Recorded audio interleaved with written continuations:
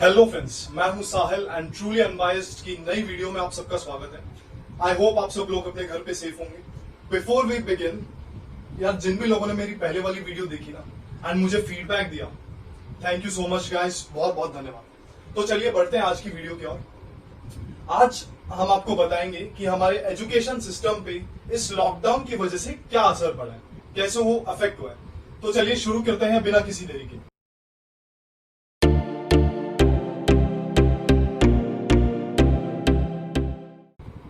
जैसे कि आप सब लोग जानते हैं, we are going through a pandemic situation, that is कोविड-19। एंड कोविड-19 की वजह से all over the world around 1.2 crore लोग अफेक्ट हुए।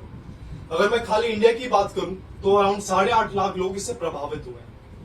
अब कोविड-19 को टैकल करने के लिए गवर्नमेंट ऑफ इंडिया ने लॉकडाउन किया, जैसे कि सारी गवर्नमेंट्स दुनिया भर में कर रही थी। अब लॉकडाउन की वजह से हमारे एजुकेशन सेक्टर में, हमारे एजुकेशन सिस्टम पे क्या फर्क पड़ा, उसके बारे में आज मैं आपको बताने वाला हूं। Country wide schools and colleges बंद हुए। अगर मैं यूनेस्को के स्टैट्स की बात करूं तो पूरी दुनिया भर में अराउंड 118 करोड़, जी हां 118 करोड़ बच्चे स्कूल एंड कॉलेज नहीं जा पा रहे हैं। इंडिया में यही आंकड़ा 32 करोड़ का है। अब जो दिक्कतें आई उनकी बात करते हैं। जो सबसे पहली दिक्कत आई वो था जॉब लॉस। एजुकेशन सेक्टर में काम करने वाले एम्प्लॉयज, जैसे कि आपके गार्डनर्स, स्वीपर्स, सिक्योरिटी गार्ड भैया, बस ड्राइवर्स एक्सेट्रा, इवन आपके प्रोफेसर्स एंड टीचर्स की भी जॉब गई। जिनकी जॉब नहीं गई उनका या तो पे कट हुआ या फिर उनकी सैलरीज लेट आई। अब इसकी वजह से इकोनॉमी पे भी काफी नेगेटिव असर पड़ा।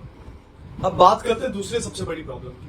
अपने एम्प्लॉयज को पे करने के लिए प्राइवेट स्कूल्स ने अपने स्टूडेंट्स की फीस हाइक की, जिसकी वजह से पेरेंट्स को काफी प्रॉब्लम है। अब कोई प्राइवेट सेक्टर में काम करने वाला इंसान, जिसकी या तो लॉकडाउन में जॉब जा चुकी है, या फिर सैलरी आ रही है तो पे कट है उसमें, या फिर सैलरीज लेट आ रही है, उसके लिए अपने बच्चे की बढ़ी हुई फीस भरना, ये तो भाई कंगाली में गीला आटा वाली बात हो गई। इवन जिन स्कूल्स ने फीस हाइक नहीं की वो भी अननेसेसरी फीस ले रहे हैं, जैसे कि आपकी लाइब्रेरी चार्जेस, आपके transport charges, sports and games charges, computer lab charges.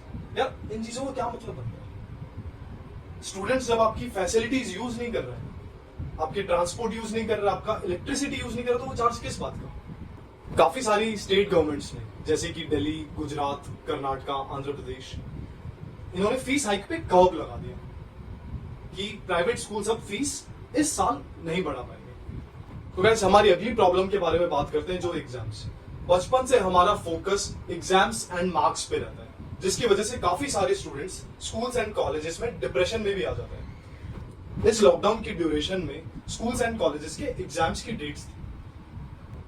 अब ये स्टूडेंट्स के लिए काफी एक चिंता की बात थी कि एग्जाम्स होंगे या नहीं होंगे, या पोस्टपोन होंगे, अगर होते भी हैं तो क्या सेफ्टी मेजर्स उसमें होंगे। अगर मैं स्कूल एग्जाम्स की बात करूं तो पूरी कंट्री वाइड स्कूल्स में एग्जाम्स कैंसिल किए गए एंड स्टूडेंट्स को डायरेक्ट प्रमोट किया गया। 10th एंड 12th के एग्जाम्स भी कैंसिल किए गए एंड बेस्ट ऑफ 3 के बेसिस पे उनको इवेल्युएट किया गया।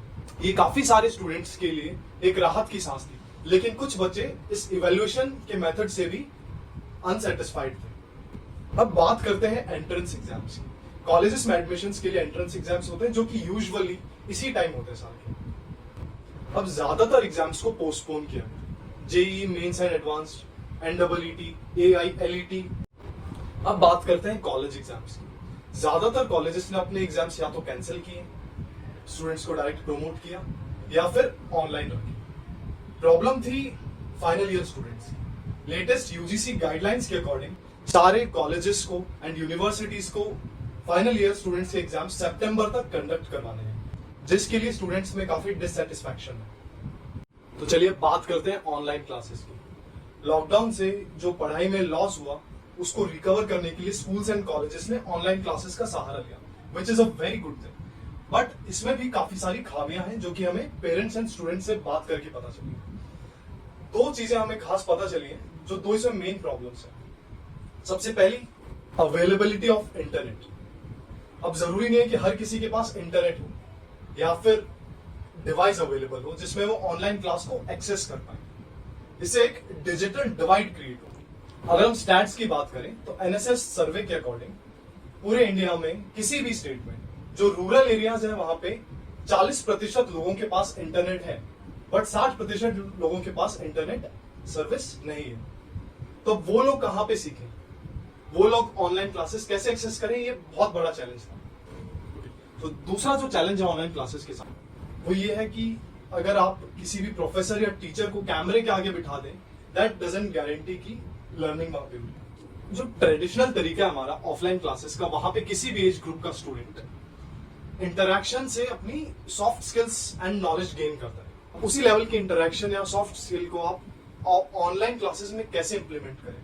अब जैसे काफी सारे कोर्सेज हैं जहां पे आपको इक्विपमेंट्स की जरूरत पड़ती है, तो उस चीज को आप कैसे इंप्लीमेंट करेंगे, वो भी एक बहुत बड़ा चैलेंज है।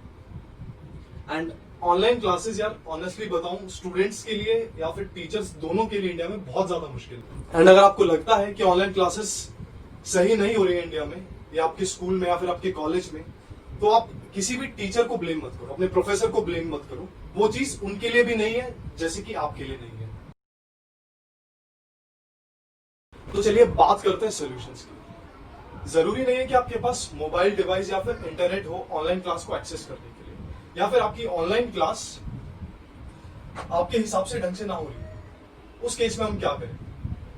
2017 में गवर्नमेंट ऑफ इंडिया के द्वारा एक इनिशिएटिव लिया गया जिसको स्वयं प्रभा बोला गया। स्वयं प्रभा के अंदर 32 डीटीएच चैनल्स आते हैं जो कि कॉलेज एंड स्कूल्स का एजुकेशनल कंटेंट टेलीकास्ट करते हैं टीवी पे। इन्हीं 32 चैनल्स में 3 चैनल्स और गवर्नमेंट ऑफ इंडिया के द्वारा जोड़े गए कुछ टाइम पहले, जिनको नाम दिया गया डीडी शारदा, डीडी किशोर मंच एंड डीडी पनीनी। इन तीनों चैनल्स में क्लास 3rd से लेके क्लास 12th तक का हर ब्रांच के लिए, हर फील्ड के लिए डिजिटल कंटेंट टेलीकास्ट किया जाता है। मैं आपको डिस्क्रिप्शन में लिंक प्रोवाइड कर रहा हूं, आप इस लिंक पे जाके इन चैनल्स के बारे में और इंफॉर्मेशन ले सकते हैं, इनका time table and syllabus access कर सकते हैं।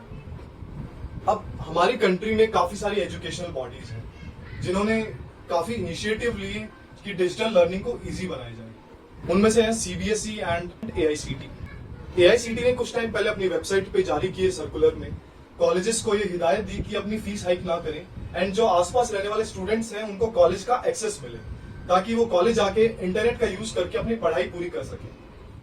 सिमिलरली सीबीएसई ने भी अपनी वेबसाइट पे जारी किए गए सर्कुलर में एमएचआरडी डिपार्टमेंट द्वारा दी गई different websites, mobile applications, YouTube channels and different government के प्रोग्राम्स को मेंशन किया है, जहां पे स्टूडेंट्स जाके अपनी पढ़ाई कंटिन्यू कर सकते हैं, अपना कंटेंट देख सकते हैं, नई नई चीजें, नई नई स्किल्स सीख सकते हैं। इन एप्लीकेशंस में दीक्षा ऐप का भी इन्होंने जिक्र किया जो कि 6th क्लास से लेकर 10th क्लास के स्टूडेंट्स के लिए है, जिसमें आप 15 अलग अलग डिफरेंट लैंग्वेजेस में कंटेंट एक्सेस कर सकते हैं।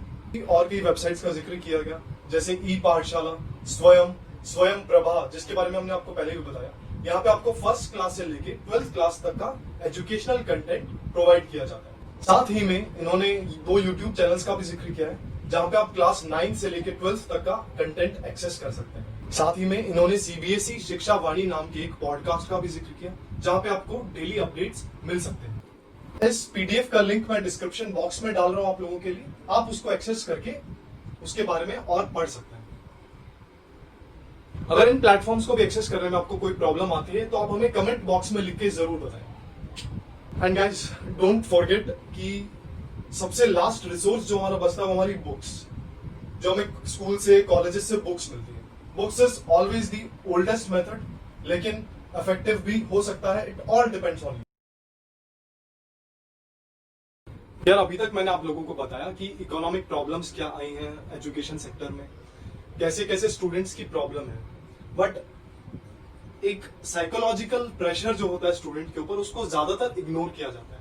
अब उसके बारे में डिस्कस करते हैं। एग्जाम्स की टेंशन है स्टूडेंट को, ऑनलाइन क्लासेस सही से नहीं चल रही हैं, स्टूडेंट डिप्रेशन में आ जाता है कि फ्यूचर की टेंशन ले लेते हैं बच्चे। तो इन्हीं चीजों को अवॉइड किया जा सकता है। हमारी कंट्री में एजुकेशन सेक्टर को देखने के लिए एमएचआरडी डिपार्टमेंट है। उनकी वेबसाइट पे अगर आप लोग जाके देखेंगे तो उन्होंने इस साइकोलॉजिकल प्रेशर को टैकल करने के लिए डिफरेंट डिफरेंट तरीके बताए हुए हैं, डिफरेंट डिफरेंट गाइडलाइंस जारी की हुई है। एंड सिमिलरली एनसीईआरटी की वेबसाइट पे भी आप लोग जाके देख सकते हैं, मैं लिंक प्रोवाइड कर देता हूं। यहाँ पे काउंसलिंग दी जा रही है स्टूडेंट्स को, डिफरेंट डिफरेंट जोन इंडिया के, नॉर्थ साउथ ईस्ट वेस्ट, इन जोन्स में के लिए डॉक्यूमेंट इन्होंने प्रोवाइड किया हुआ है। उस डॉक्यूमेंट में काउंसलर्स के नंबर है, फोन नंबर है, टाइमिंग्स है, उनका नाम है, सारी डिटेल्स दी हुई है। तो जो स्टूडेंट साइकोलॉजिकल प्रेशर फील कर रहे हैं या फिर जिनको पढ़ाई से रिलेटेड कोई भी टेंशन है, तो वो इन काउंसलर्स को कांटेक्ट कर सकते हैं। इस पीडीएफ को मैं डिस्क्रिप्शन में डाल देता हूं। दोस्तों, इंडिया में लॉकडाउन खत्म हो चुका है ऑफिशियली एंड काफी सारे सेक्टर्स को खोला जा रहा है। तो सवाल ये उठता है कि स्कूल्स एंड कॉलेजेस को कैसे रीओपन किया जाए, कितना बड़ा ये चैलेंज है। दुनिया भर में काफी सारी कंट्रीज ऐसी भी हैं जिन्होंने स्कूल्स को लॉकडाउन में बंद ही नहीं किया, जैसे ऑस्ट्रेलिया, स्वीडन, ग्रीनलैंड। एंड कुछ कंट्रीज ऐसी हैं जिन्होंने लॉकडाउन के बाद सक्सेसफुली स्कूल्स को खोला। For example Taiwan, south Korea, France, Belgium, ये कुछ कंट्रीज है जिन्होंने सक्सेसफुली स्कूल्स को खोला। अब इसमें सबसे बड़ा जो चैलेंज है कि प्राइमरी स्कूल स्टूडेंट्स कैसे सोशल डिस्टेंसिंग का पालन करें। उनको प्रॉपरली एजुकेट करना सबसे पहले जरूरी है।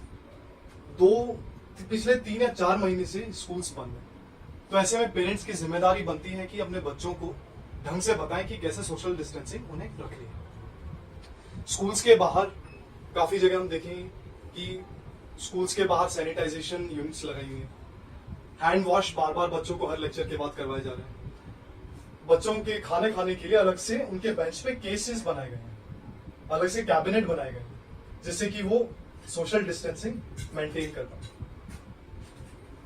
एंड काफी सारे ऐसे मेजर्स हैं जिनके बारे में हम ताइवान और साउथ कोरिया के मॉडल में पढ़ सकते हैं। कुछ वीडियोस का लिंक मैं यहाँ पे डिस्क्रिप्शन बॉक्स में डाल देता हूँ, जो कि आप देख सकते हैं कैसे इंप्लीमेंटेशन हुई है। काफी सारी European countries, Canada and America में भी साल में 2 बार एडमिशन किए जाते हैं। तो ये भी सजेशंस हमारे पास आए हैं कि इंडिया में भी ऐसा किया जाए कि साल में 2 बार एडमिशन किए जाएं, ताकि बच्चों की पढ़ाई या पूरा साल वेस्ट ना हो। एंड मेरे पर्सनल ओपिनियन की अगर मैं बात करूं तो गाइस, ये एक फेज है जो कि 1 साल भी चल सकता है, 2 साल भी चल सकता है। आई अंडरस्टैंड बहुत ही जरूरी आपके लिए आपका करियर है, बट सबसे पहले जो चीज जरूरी है वो आपकी सेफ्टी, आपका माइंडसेट, आपकी लाइफ। तो ये टाइम जो आपको मिला है, इसको आप ढंग से यूटिलाइज करें, नई नई स्किल्स सीखें, आपके इंटरेस्ट की कोई भी चीज करो यार। Just enjoy your time, family के साथ टाइम स्पेंड करो। बस किसी भी चीज को लेके डिप्रेशन में नहीं रहना। Talk to your family, friend से बात करो एंड किसी भी लेवल पे एक्सरसाइज करो। एक्सरसाइज करने से आपका माइंड फ्रेश रहता है, नई नई स्किल्स आप सीख सकते हैं, कोई नया कोर्स सीख सकते हैं। काफी सारी चीजें जो आपका इंटरेस्ट हो उस चीज पर आप फोकस करें एंड इसको एक एज ए रिक्रिएशनल एक्टिविटी आप ट्रीट करें, ना कि कोई कंपटीशन कि किसी फ्रेंड ने ज्यादा सीख लिया तो आप उससे भी ज्यादा सीखें। So it should be a recreational thing, जिससे कि आपका माइंड फ्रेश हो, आपकी स्किल्स इंप्रूव हो, आपकी सॉफ्ट स्किल्स इंप्रूव हो। सो गाइस, ये था मेरा detailed analysis education system during this lockdown पे। आप हमें कमेंट बॉक्स में लिख के बताएं कि आपको वीडियो कैसी लगी, एंड अगर अच्छी लगी तो आप इसे लाइक, शेयर एंड सब्सक्राइब जरूर करें। आप हमें ये भी लिख के बताएं कि नेक्स्ट वीडियोस आप किन टॉपिक्स पे देखना चाहेंगे, एंड आप लोग मुझे मेरे सोशल मीडिया हैंडल्स पे भी फॉलो कर सकते हैं। So till we meet next time, stay safe, stay unbiased. जय हिंद।